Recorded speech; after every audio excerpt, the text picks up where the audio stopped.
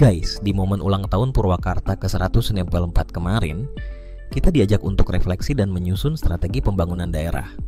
Bupati Purwakarta, Saipul Bahri bin Zain, menekankan pentingnya sinergi dan investasi. Dia bilang, semua pihak harus bergerak bersama agar pertumbuhan ekonomi bisa lebih cepat. Tapi, pertanyaannya, sinergi ini sudah berjalan dengan baik atau hanya sekadar wacana? Di lapangan, pengusaha lokal masih bingung mengurus izin, prosesnya panjang, dan aturan tumpang tindih. Bahkan, ada yang akhirnya mundur karena kesulitan ini. Kalau mau ekonomi naik, seharusnya iklim investasi dibuat lebih ramah. Bukan hanya sinergi di panggung pidato, tapi juga aksi nyata di lapangan.